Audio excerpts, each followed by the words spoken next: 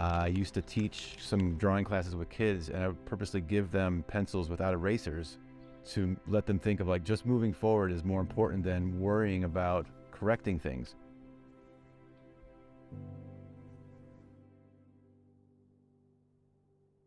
My parents would take me to an art center on Saturday mornings called Boulevard Art Center, and it's there that I became obsessed with learning tools of drawing, like people and still life, that I would apply throughout my week.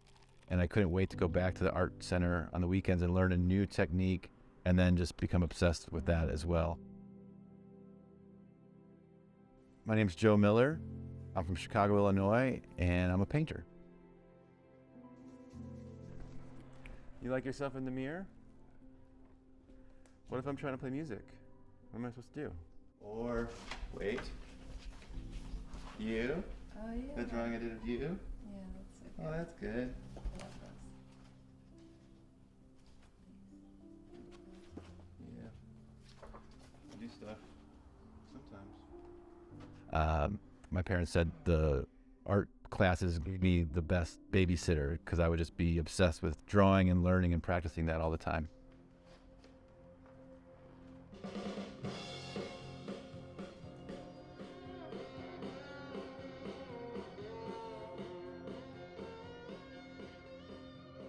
My biggest motivation and inspiration varies from project to project and day to day. These days, the biggest motivation is the fact that I get to do this for a living is pretty amazing, and I try to stay humble and remind myself of that.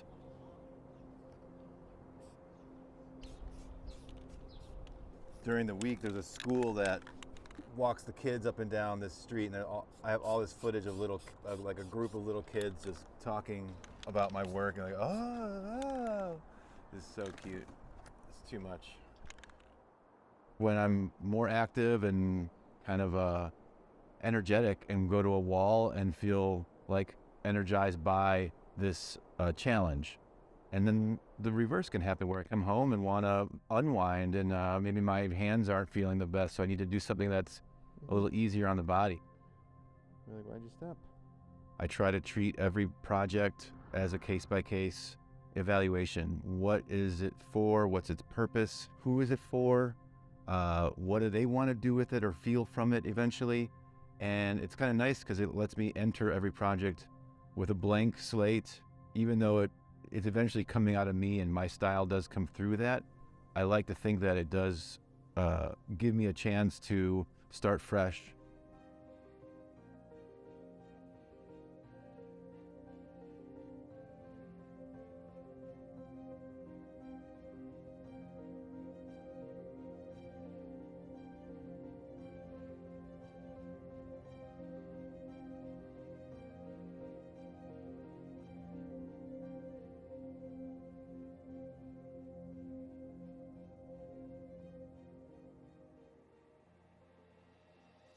Describe my artistic style is difficult, but I think lately it's been much easier considering it's been dominated by this colorful dot explosion, which everybody loves and everybody wants, so I just give them what they want.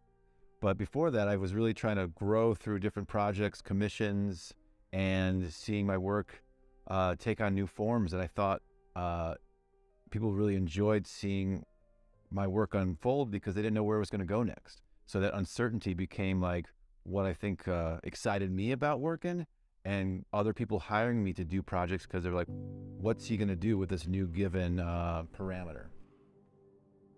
To list a few favorites, working with Charles Bradley and Daptone Records is definitely one that was more emotionally driven. And Dad Strength, featuring my older brother and my niece, which is a very passionate project of mine, is another favorite.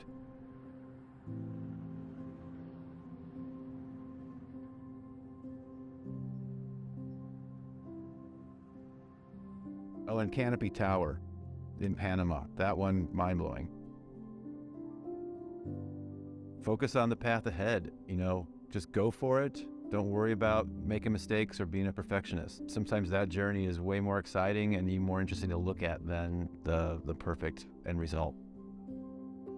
I quit my job the day I graduated and figured if I want to paint, I got to only paint.